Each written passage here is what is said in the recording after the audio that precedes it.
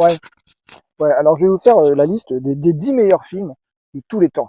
Mais je vais faire cette liste comme si j'étais une fille. Comme si j'étais une fille. Donc je vais pas chercher à me percher, à vous faire croire que je suis un grand cinéphile, hein, parce que j'en ai rien à foutre. Non, je vais vous parler de mes sentiments, des sentiments que j'éprouve lorsque je regarde des films. Et des films dont je me souviens des sentiments que j'ai eu en les regardant. Parce que c'est beaucoup plus intéressant que d'essayer d'établir une autorité en vous disant que ah, tel film c'est bien parce que la réalisation, parce que le scénario, parce que voilà, parce que la mise en scène, parce que tout ça, mais rien à foutre. Tout ça, c'est des outils qui sont faits pour que les hommes se perchent, en fait. Ça n'a aucun intérêt, c'est chiant. Donc, ce qui est intéressant, c'est les sentiments. Donc, je vais vous faire le top 10 des meilleurs films de tous les temps, comme si j'étais une fille. Comme si j'étais une fille, en vous parlant de mes sentiments. Bon. Alors, dans le classement des top 100 de Télérama, il y a Blanche-Neige. Alors, Blanche-Neige, parce que Blanche-Neige, voilà, c'est le chef-d'œuvre de Disney. Il se trouve que je regarde souvent des Disney parce que souvent je regarde des gosses. Et quand vous regardez des gosses, bah souvent vous regardez des Disney. Alors, moi, j'aime pas trop Blanche-Neige parce que je trouve que, alors certes, c'est un dessin animé, mais c'est un conte plutôt pour adultes, en fait. Voilà, c'est un conte très cruel, Blanche-Neige. Voilà, ça raconte l'histoire d'une reine qui se regarde trop longtemps dans le miroir, voilà, et qui se rend compte qu'elle n'est plus la plus belle du royaume, vous voyez, qui devient folle de jalousie envers Blanche-Neige. Vous voyez, c'est un peu la même histoire d'un film récent qui s'appelle The Substance. C'est un peu ça, hein, c'est l'histoire de Blanche-Neige. C'est voilà, c'est ce foutu miroir voilà, qui fait douter les femmes depuis toujours. Bon, c'est malheureux, c'est malheureux. Bon, mais c'est pas vraiment Blanche-Neige, c'est pas vraiment un dessin animé que je montre à des gosses, hein, parce que c'est une histoire qui est très cruelle, Blanche-Neige. Voilà, on se doute bien que c'est une boucle, hein, qu'il est probable que Blanche-Neige un jour finisse comme la reine. Hein. Vous voyez, c'est un peu ça l'histoire de Blanche-Neige. Non, c'est pas très intéressant pour les gosses. Moi, mon Disney préféré, c'est Cendrillon. J'adore Cendrillon. J'adore regarder ça avec des gosses. C'est un super personnage, Cendrillon. Cendrillon, c'est quoi pour moi? C'est vraiment c'est le vrai chef-d'œuvre de Disney pour les gosses, c'est Cendrillon. Ça raconte quoi, Cendrillon? Cendrillon, voilà, c'est une femme qui fait le ménage, voilà, elle est traitée comme une servante, comme une esclave. Elle vit dans une grande maison avec une famille, avec sa famille en fait, qui est fait comme de la merde parce que je crois que c'est sa belle famille. Bon, et elle les sert, voilà. Elle fait le ménage, elle nettoie la maison, elle fait en sorte que la maison soit belle, bon. Et elle fait pas ça pour servir, en fait, Cendrillon. Elle fait ça pour embellir le monde. Elle veut embellir le monde, Cendrillon. C'est-à-dire qu'elle habille les souris, elle habille les souris, elle habille les oiseaux, elle essaie d'embellir le monde, Cendrillon. Vous voyez?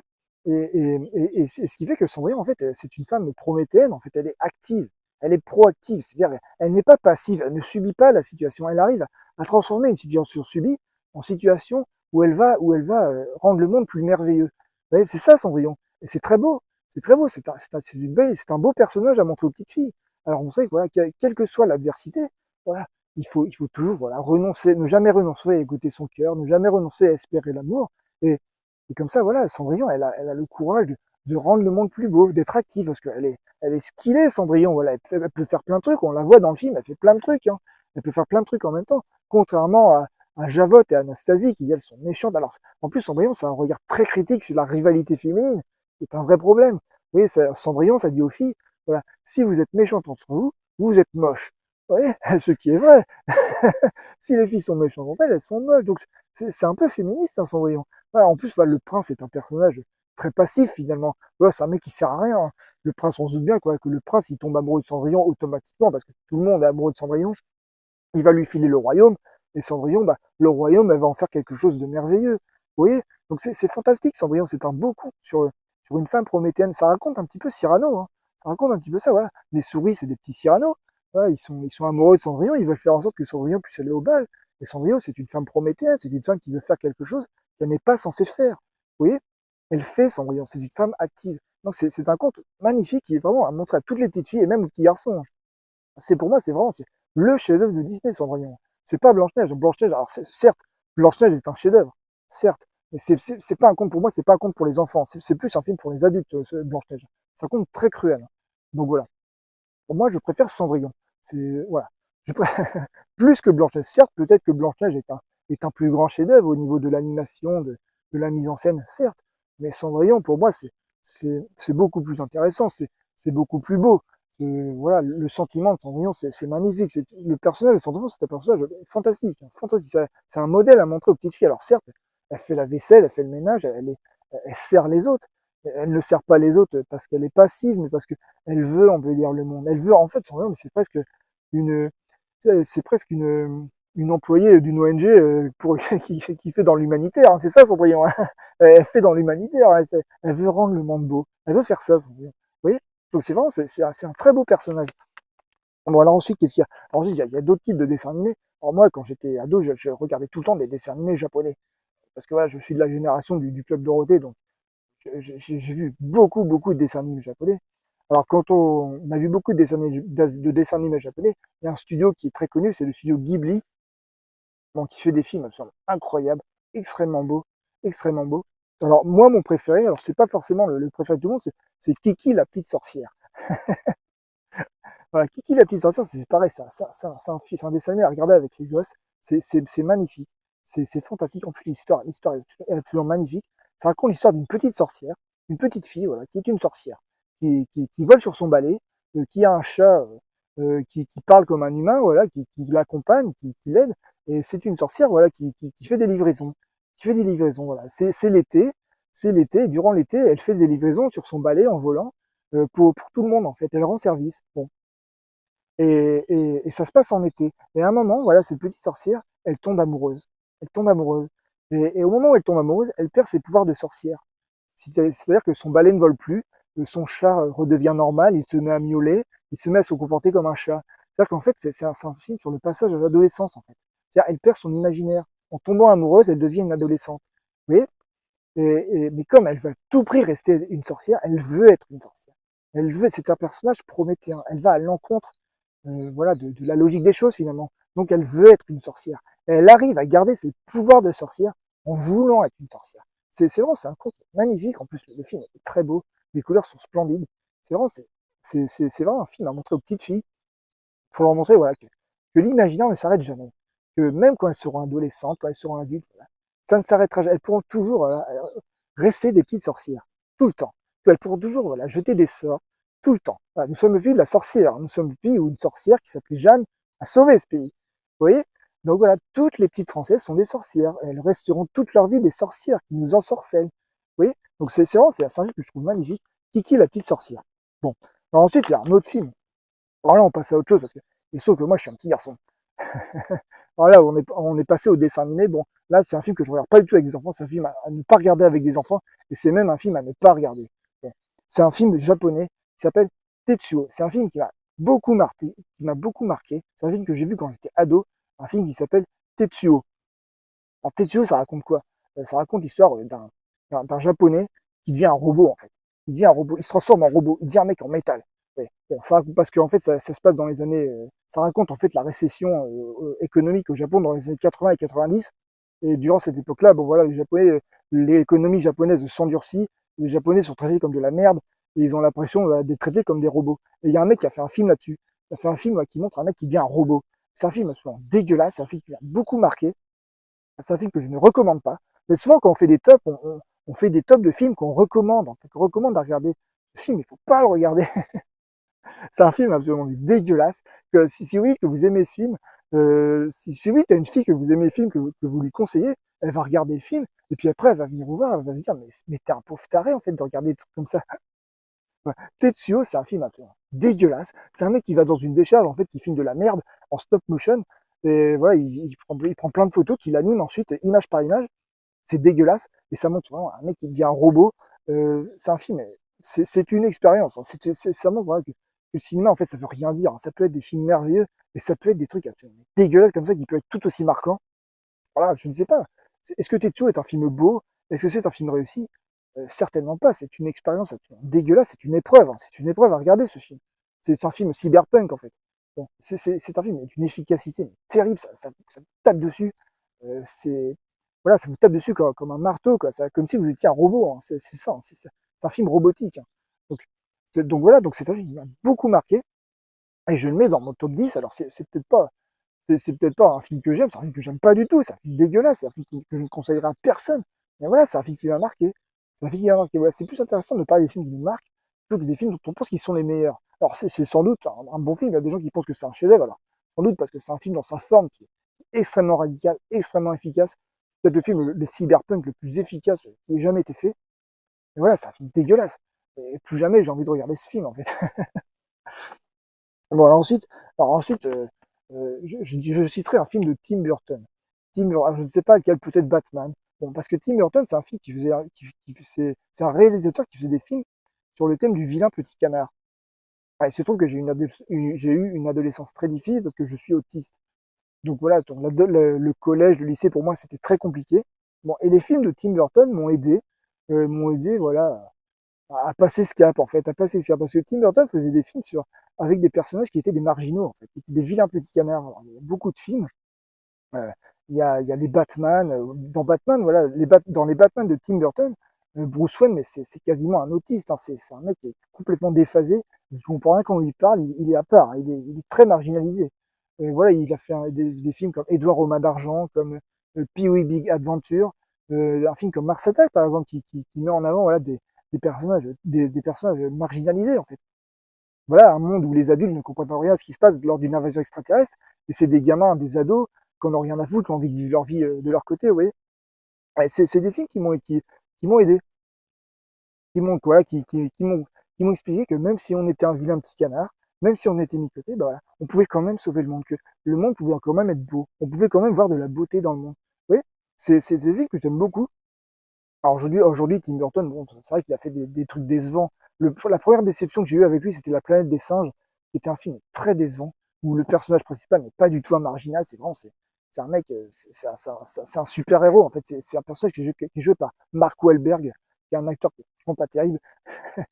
Et voilà, et c'est ma première grande déception cinématographique, parce que je m'attendais à beaucoup mieux. Bon voilà. Donc Tim Burton, c'est à la fois des films qui m'ont aidé, et c'est ma première grosse déception de cinéma. Bon, alors ensuite, de quoi je vais vous parler? Ah oui, ah oui. Souvent dans les top 100 des meilleurs films du monde, il y a un genre qui est très oublié, c'est le genre du cinéma spectacle. Vous voyez, le cinéma d'action, le cinéma spectaculaire, parce que souvent on considère voilà que le cinéma spectacle c'est bas, c'est vulgaire, voilà, c'est pas noble, c'est pas comme le cinéma intellectuel. Et c'est dommage parce que le cinéma c'est aussi un spectacle. Oui. Alors moi j'aime bien le cinéma spectacle, mais souvent il y a jamais un film par exemple de Tom Cruise, par exemple. Tom Cruise il fait des films spectacles incroyables. En plus, mais c'est grâce à Tom Cruise que le cinéma ça tourne. C'est Tom Cruise qui convainc les gens d'aller au cinéma, de leur dire que le cinéma c'est cool, et ensuite de les convaincre de retourner voir d'autres films, pas forcément des films de Tom Cruise, vous voyez. C'est Tom Cruise qui fait tourner le cinéma, c'est pas les films qui sont dans les tops de Télérama, hein, ces films-là, mais tu les montres à des gens qui ne connaissent pas le cinéma, ça les fait chier, ils se disent mais le cinéma c'est chiant, c'est de la merde, j'ai pas envie de voir des films, vous voyez, c'est chiant. Vous voyez. Donc moi j'aime bien le cinéma spectacle. Et récemment, il y a un film de cinéma spectacle que j'ai vu, que j'ai beaucoup aimé, c'est John Wick 4.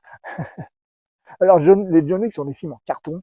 Vraiment, le scénario est naze. C'est des films très nazes, mais c'est des films ouais, qui sont attachants parce que on sent vraiment c'est des films d'action pour petits garçons. C'est des films qu'il faut regarder avec un œil de petit garçon. Et John Wick 4, c'est un film que j'ai beaucoup aimé parce que c'est un film où il y a plein d'idées. Il y a plein d'idées visuelles. Voilà, les trois premiers John Wick, j'avais trouvé ça moyen. Mais le 4, j'ai trouvé ça mais génial. Il y a des idées mais tout le temps. Il y a un personnage incroyable d'un Chinois tueur aveugle. Il y a plein d'idées de mise en scène avec ça. C'est un film qui m'a beaucoup impressionné. Voilà, et puis on voit voilà, John Wick voilà, qui galère. En plus, alors le film est un petit peu trop long. Le film dure presque 3 heures, c'est dommage. Mais voilà, mais le cinéma, c'est aussi ça, quoi. C'est aussi un spectacle. Moi, je regarde ça comme un petit garçon. Hein. Effectivement, les John Wick sont des films en carton, sont des films voilà, nazes, quoi. Le point de vue d'un cinéphile, John Wick, c'est naze, c'est bête. Voilà, ça raconte rien. Certes, certes, mais c'est un spectacle, c'est un spectacle. Je veux dire, voilà, moi j'aime bien. En plus, les John Wick sont des films clipesques. Alors, les films clipesques, souvent les cinéphiles n'aiment pas ça. Parce que voilà, c'est un rabaissement de mettre de la musique avec de l'action. C'est un moyen facile de provoquer l'adhésion du spectateur. Mais moi, j'aime bien ça, moi, les films clipesques, c'est génial. Comme les films de Tim Burton, par exemple, c'est des films symphoniques où la musique ne s'arrête jamais. Oui, c'est super. Voilà, l'image, ça n'est pas que l'autorité de l'image, c'est aussi le son. Oui, le cinéma aujourd'hui donne beaucoup trop d'importance, je trouve, à l'image, pas assez au son. Pas assez au son, voilà. Souvent, voilà, la musique, c'est quelque chose de symphonique, c'est quelque chose qui est fait à part du film. Et aujourd'hui, voilà, j'ai l'impression que le son du cinéma n'est plus pensé en même temps que l'image. Et c'est dommage, voilà. L'image dans le cinéma a pris trop d'importance, je trouve. Elle est devenue trop propre, trop autoritaire. Parce que voilà, aujourd'hui, l'image du cinéma, elle est tellement nette, elle est tellement, je sais pas, elle est en 8K, elle a une résolution tellement importante que l'image aujourd'hui, c'est devenu, ça a pris une importance considérable au cinéma. Aujourd'hui, il y a beaucoup de films qui ne sont plus jugés que par leur image. Alors que voilà, le cinéma, c'est aussi du son. C'est aussi du son, ça raconte aussi des trucs avec le son. Mais il y a beaucoup de réalisateurs qui oublient ça. Pas dans John Wick. Dans John Wick, voilà, ça raconte aussi quelque chose avec le son, avec les musiques. Voilà. Dans les scènes d'action, il y a des scènes super cool, avec la musique qui est calée sur les moments les plus cool. Voilà, c'est vachement bien fait. Après, il faut regarder ça avec des yeux de petit garçon. Voilà. Pour une petite fille, c'est pas très intéressant parce que c'est complètement con, John Wick. Effectivement. Mais voilà, mais c'est cool, John Wick. Bon. Alors ensuite, ah oui, ensuite, voilà. De quoi je vous parle? Je vous parlais d'un film ouais, qui est censé ne jamais être dans aucun top nulle part. Un film je vais vous raconter parce que c'est un film que j'ai vu pas par hasard, mais ça permet de se raconter soi en fait. Bon, c'est un film qui s'appelle Les Fantasmes. Alors, Les Fantasmes, c'est un film français, c'est une comédie. Alors c'est un film moyen. Alors pourquoi j'ai vu le film Les Fantasmes? Parce que ma mère est fan de Karine Viard. Et comme ma mère est fan de Karine Viard, alors je ne sais pas si j'ai vu tous les films de Karine Viard, mais j'en ai vu un paquet. Alors j'ai vu le film Les Fantasmes. Pourquoi je me souviens de ce film? Parce que dans ce film, j'ai vu une belle surprise. J'ai vu quoi dans ce film? Pendant un moment, alors c'est un film à sketch, voilà, c'est une comédie, voilà, qui est un peu bof, quoi. Ça va pas marquer les annales, d'accord? Bon, le seul truc dont je me souviens dans ce film, c'est d'avoir eu une belle surprise. C'est-à-dire, en regardant le film, tout d'un coup, je vois apparaître Aurélie Casse. Aurélie Casse, voilà, c'est pas une actrice, c'est une journaliste de télévision. Alors c'est une journaliste de télévision, moi, qui aime beaucoup. Alors, je ne savais pas qu'elle était dans le film. Et je la vois apparaître comme ça, je dis, mais c'est Aurélie Casse. C'était une belle surprise. Et je me souviens de ça. Et c'est vraiment la seule raison pour laquelle je me souviens de ce film. Hein. Elle apparaît comme ça. En plus, elle est belle, Ulrika. Elle est très belle. Et dans une image du cinéma, voilà, elle est consacrée, quoi. Je veux dire, voilà, c'est autre chose. Quand tu vois parce qu'une image du cinéma, souvent, là, c'est très beau, c'est très défini. Et là, on voit, voilà, bon, elle est très belle de base. Mais alors, elle n'est pas là parce qu'elle est belle, hein, d'accord? Elle est belle parce qu'elle est là, parce qu'elle fait ce qu'elle fait, parce que c'est une femme brillante, c'est une journaliste brillante. On ne la réduit pas à son physique, hein, d'accord? Bon. Et voilà, on voit la voir dans une image du cinéma comme ça. En plus, c'était une surprise. Je ne savais pas qu'elle était là. Je la vois comme ça. Oh, mais c'est Aurélie Casse, quoi. Elle est trop belle. Voilà, c'est une belle surprise. Voilà, le cinéma, c'est aussi ça. Hein. Le cinéma, c'est un voyage, en fait. Faut pas voir ça comme une autorité, comme c'est un voyage. Voilà, tu te promènes, voilà, tu passes de film en film, voilà, tu papillonnes, en fait. Vous voyez, ce film-là, voilà, je l'ai vu au pif parce que ma mère aime bien Karine Viard, et puis d'un coup, là, paf, je croise Aurélie Casse. C'est un voyage dans un train, en fait. Tu passes de compartiment en compartiment, voilà, comme ça, et puis d'un coup, oh merde, tu croises Aurélie Casse, quoi. Merde, c'est Aurélie Casse, quoi. Ouais, et puis tu fais comme si de rien n'était, tu continues ton voyage, oui. Oui, oui, c'est un beau souvenir que j'ai. Ouais, parce que voilà, Aurélie Casse, elle est fantastique. C'est la meilleure journaliste de la télé. C'est la meilleure actrice du monde aussi, d'ailleurs. Mais bon, on la voit très peu au cinéma parce que je pense qu'elle doit être très sélective dans le choix de ses films. C'est pour ça. Hein. Alors, elle fait un petit truc, hein, c'est un tout petit truc de rien du tout. Je sais pas, elle doit être 1 minute de temps d'écran. En plus, elle joue son propre rôle. Elle fait l'interview de Karine Diard. Elle joue une journaliste, en fait. Ouais, ouais, ouais, le cinéma, c'est un souvenir, c'est un petit souvenir. Oui, c'est juste ça. Oui, et je mets ça dans mon top. Et je mets ça dans mon top. Parce que c'est un sentiment. C'est le souvenir d'un sentiment. Ouais, c'est pas grand chose. Hein. Voilà, il suffit de ça. Hein. Il suffit de ça. Souvent, là, un film, c'est pas. T'es pas obligé de te souvenir de tout le film. Hein. Tu te souviens juste d'un petit truc. D'un petit truc qui fait que tu te souviens du film. Oui, juste ça. Voilà. Ça sert à rien de courir après une autorité, de dire, ah, je suis ciné. Pour être cinéphile, il faut voir tel film, tel film, tel film. On s'en fout, quoi. Je veux dire, il y a trop de films. Les films, vous les verrez jamais tous. Hein. Je veux dire, tous les chefs-d'œuvre du cinéma, vous ne les verrez jamais tous. Hein. C'est pas la peine, c'est mort. Donc, laissez filer, laissez couler, papillonner. Voilà, et puis peut-être que de temps en temps, vous croiserez Aurélie Casse. Waouh. Donc voilà. Alors ensuite, voilà, un autre film pareil que j'ai vu complètement par hasard et qui m'a laissé mais, un souvenir, un gros souvenir. Alors il n'y a pas Aurélie Casse dedans, c'est pas à cause d'elle. Bon, c'est un film que j'ai regardé en me promenant voilà, sur le site internet de Arte. Voilà. Sur Arte, souvent, en streaming, ils diffusent des films. Alors, en me promenant dans le service de stream de Arte, j'ai vu un film qui s'appelle Cemetery of Splendor. Alors, c'est un film d'un réalisateur qui s'appelle Apichatpong Weerasethakul. Alors, je n'ai pas éternué. C'est un réalisateur thaïlandais. Et je ne connaissais pas du tout ça. Et voilà, le titre voilà, le titre voilà, m'a interpellé, la miniature m'a interpellé, je me suis dit tiens, je vais regarder ça. Et c'est le film le plus chiant que j'ai jamais vu. C'est l'un des films les plus chiants que j'ai jamais vu. C'est un film absolument soporifique, soporifique, et pourtant je me souviens de ce film. C'est un très beau film. Pourquoi? Parce qu'en fait, ça raconte quoi ce film? Ça raconte des hommes qui se mettent à hiberner. À hiberner. Bon, pourquoi ils hibernent en fait? Parce qu'en fait, Happy Staston Wera Cool, c'est un réalisateur qui filme les beautés du passé en fait. Il fait un petit peu comme Visconti en fait. Il est nostalgique des beautés du passé de son pays. Vous voyez, c'est quelqu'un qui, voilà, qui peste contre l'époque moderne, contre la vulgarité de l'époque moderne. Il fait comme Visconti en fait. Il a la nostalgie des époques passées. Et ce qui est intéressant, c'est que ce réalisateur, en fait, voilà, je crois qu'il est homosexuel, qu'il est de gauche, voilà, comme Visconti, voilà, mais il a des sentiments qui sont plus forts que ses convictions. On pourrait croire qu'il fait un cinéma de droite, qu'il fait un cinéma, voilà, réactionnaire, nostalgique. Alors, alors je sais pas si c'est pas réactionnaire, mais c'est effectivement très nostalgique des époques passées, des splendeurs du passé. Oui, il parle de ça. Alors, dans le film, voilà, il y a des soldats qui tombent en hibernation. Personne ne sait pourquoi. Les hommes en armes, les chevaliers tombent en hibernation. Personne ne sait pourquoi. Alors, il y a une femme qui s'occupe d'eux, une femme qui est assez âgée, voilà, qui est laide, qui est en surpoids, qui est déformée par la société de consommation finalement. Vous voyez, et elle traverse le film en croisant les beautés du passé, les beautés du passé de son pays. Elle croise des divinités. Voilà, la nature est filmée de manière très divinisante. Vous voyez, oui, il filme ça, il filme la nostalgie du passé, comme le faisait Visconti finalement. Visconti faisait ça, voilà.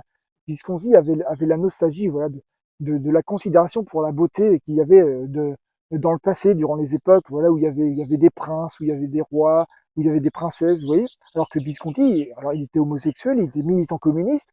Oui, normalement, quand tu es communiste, tu penses que faisons table rase du passé. Oui, mais non. C'est-à-dire il y a des cinéastes, voilà, dont les sentiments sont plus forts que les convictions. Et Happy Tâcheton Wera Cool, il fait ça, il fait comme Visconti. Il filme, il a la nostalgie pour les époques passées. Et il fait des films très beaux. Alors, c'est le premier film que j'ai vu de lui. Et ensuite, j'ai regardé ses autres films. Et il fait des films qui sont vraiment très beaux. Alors, c'est difficile à regarder, hein, parce que c'est chiant, c'est super lent. En plus, voilà, le film est soporifique parce que c'est fait exprès, en fait. C'est fait pour que tu tombes en hibernation.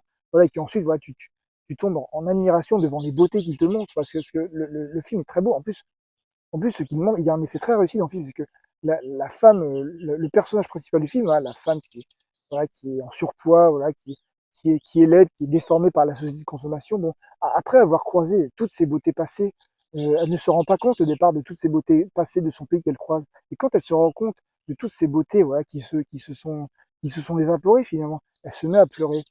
Elle se met à pleurer. Et elle devient belle, en fait. Elle devient belle, elle devient magnifique. En pleurant, voilà, elle nous montre un sentiment, le sentiment de la nostalgie du passé, et elle est très belle. L'effet est très réussi. Elle est splendide. Alors, c'est la même femme, c'est la même actrice, mais on la voit belle, en fait. On la voit belle. C'est vraiment, c'est magique, en fait. C'est un tour de magie du cinéma, vous voyez.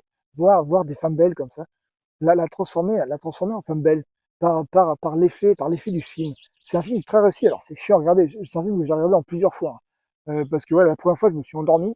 Après, bon, j'ai un petit peu insisté pour voir de quoi ça parlait. Et l'effet du film est très réussi.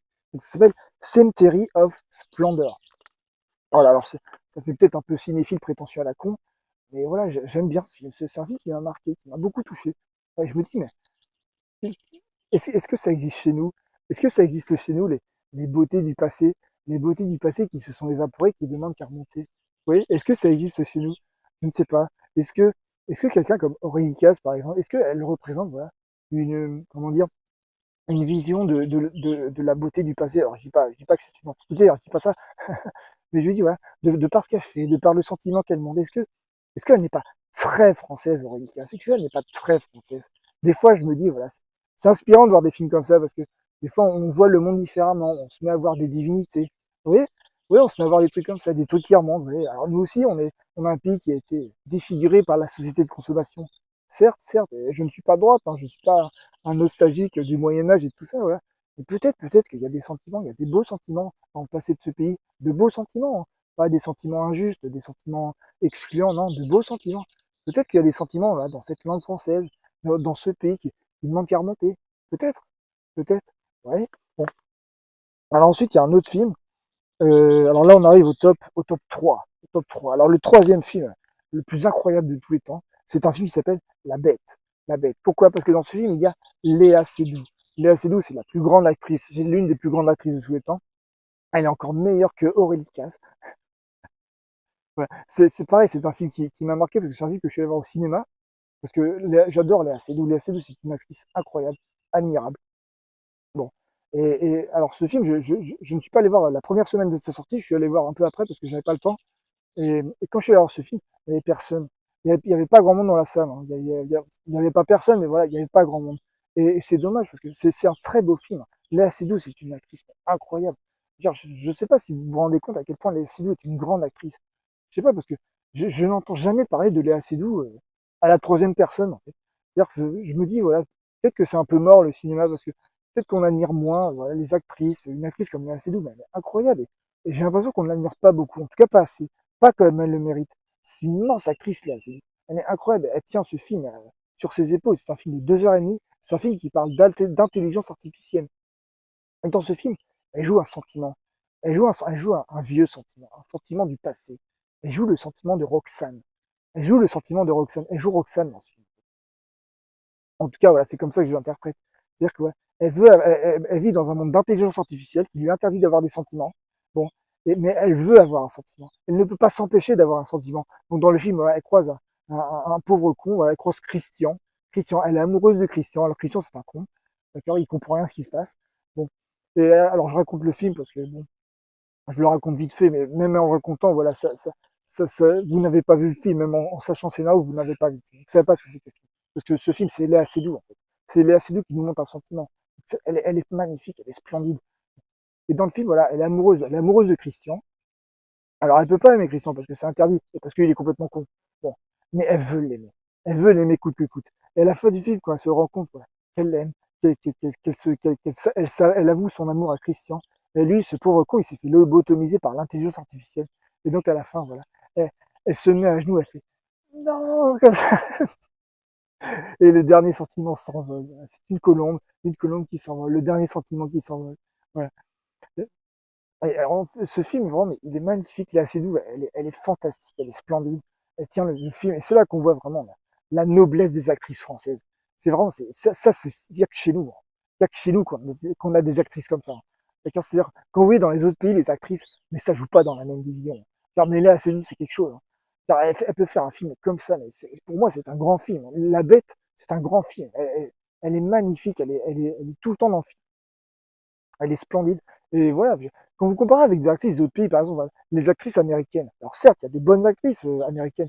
Voilà, une actrice comme Emma Stone, par exemple, alors c'est une bonne actrice, Emma Stone, elle fait, pareil, elle fait des films importants, des films qu'elle tient sur ses épaules, certes, mais Emma Stone, par rapport à Léa Seydoux, mais il n'y a pas photo, mais ça joue pas dans la même division. Emma Stone, voilà, elle court après quelque chose, quoi. Déjà, elle ne joue qu'avec ses yeux, parce qu'elle a des yeux énormes, voilà, c'est le symptôme, voilà, de l'actrice enfant, finalement. Elle joue qu'avec ses yeux. Puis voilà, dès qu'elle est seule devant la caméra, elle se met à gigoter, voilà. Elle court après quelque chose, alors que Léa Seydoux, elle est d'une noblesse. Elle est d'une noblesse, Léa Seydoux. Quand elle joue, mais voilà, elle prend son temps. C'est elle qui dicte le rythme du film, en fait. Voilà, elle est splendide. Elle est d'une noblesse incroyable. Donc voilà, La Bête, c'est un film qui m'a marqué parce que voilà, quand j'ai vu ce film, je me sentais Cyrano, quoi. Je vois Roxane, voilà, qui, qui veut accomplir son sentiment avec Christian et qui n'y parvient pas. Alors en fait, ce qui manque dans le film, en fait, il manque un Cyrano. Enfin, il manque un Cyrano qui permet à Roxane d'accomplir son sentiment. Mais il n'y a plus de Cyrano. Il n'y a plus de Cyrano, voilà. Il n'y a plus que Roxane, ce con de Christian, et une intelligence artificielle qui veut effacer tous les sentiments, malgré les Seydoux. Dans ce film, voilà, elle sauve le dernier sentiment. Elle sauve le dernier sentiment. Elle nous prévient, en fait. Elle nous prévient quoi, que le monde de l'intelligence artificielle va éteindre tous les sentiments. Elle nous prévient, Léa Seydoux. On l'écoute pas, mais il faut l'écouter. Faut regarder ce film. Donc regardez le film La Bête. Forcez-vous à le regarder. Alors, ok, d'accord. Bon, peut-être que c'est un film un petit peu chiant. Ça dure 2 heures et demie. Bon, le rythme est lent, mais c'est beau, quoi. C'est beau. Elle est tellement belle, Léa Seydoux. Elle est tellement belle. Donc voilà, donc regardez ça. Bon. Alors ensuite, on a la plus grande actrice de tous les temps. Là, on est dans le top 2. Alors, la plus grande actrice de tous les temps, c'est Juliette Binoche. Alors, point, point, point. D'accord, c'est elle. C'est personne d'autre. Les actrices françaises, c'est quelque chose. C'est quelque chose, les actrices françaises. Ok? Alors ça, c'est un truc dont on se rend pas compte, mais c'est la noblesse de ce pays, les actrices françaises. Ce sont des femmes prométhéennes. Ce sont des femmes qui montrent des sentiments à l'écran.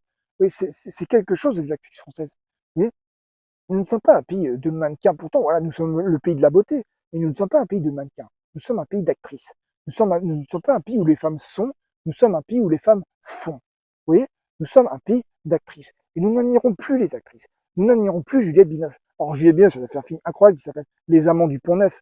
C'est un film incroyable. Elle est incroyable dans le film. Elle joue Esmeralda, en fait. Elle joue Esmeralda.